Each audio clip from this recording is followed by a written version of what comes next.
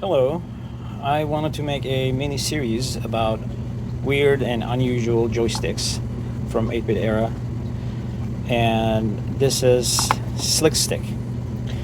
Growing up in 80s, back in 80s in Turkey, we had typical Commodore and Atari joysticks, and the market was flooded with quick shots and their clones because they were pretty successful.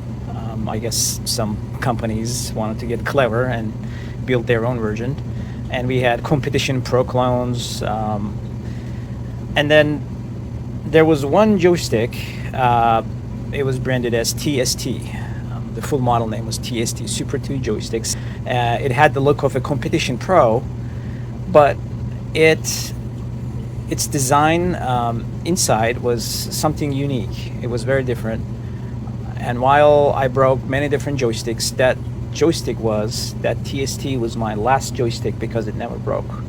And it's because of its simple yet durable design. And I never seen anything like that until recently.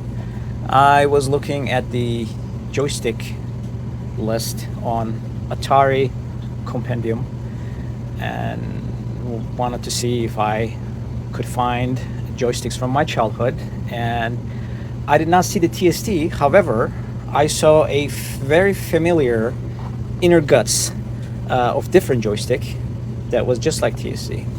So this is Slik Stik, built by Suncom, made in USA. You don't see that anymore.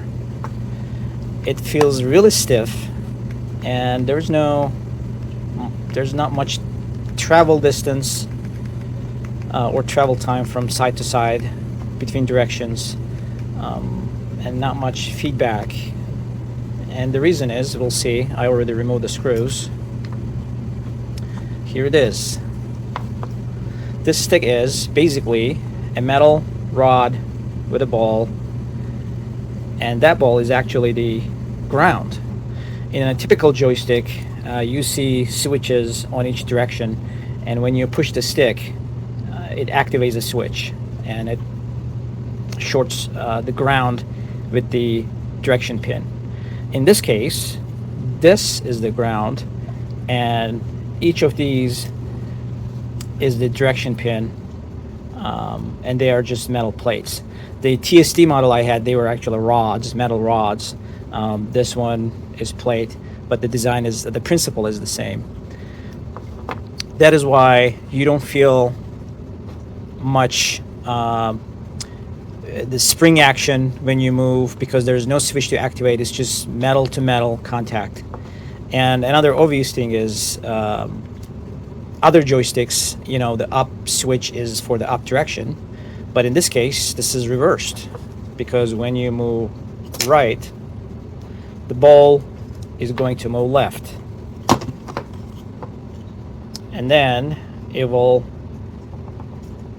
make contact with this. So if you're repairing this or fiddling with it, just keep in mind is left is right, right is left, down is up, and up is down.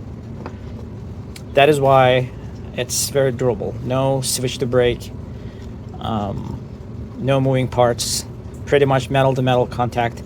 I guess it can corrode or maybe rust, and in that case you may need to maybe clean the contacts a bit, but other than that, this is pretty durable. And we can, here's the button. The fire button is also simple. This metal ring just shorts these two. Is ground and the fire pin. Well, let's give it a try. Here I'm gonna play some Mariana, the Sequest clone, so that we can test all the directions. I know people preferring this joystick or this mechanism back in the day because of small distance time and very good diagonal movement. So it's good with sports games, action games. You can go in directions, all over the place really easily. But this particular joystick, I think I need to fix the fire button because it's not working well. But other than that, the directions are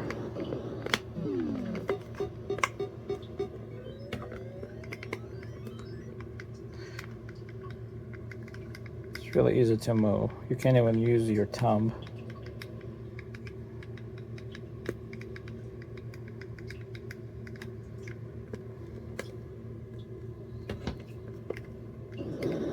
Well, overall, it's a great joystick. So this was on eBay. I got it for $11 something, and there are more of them.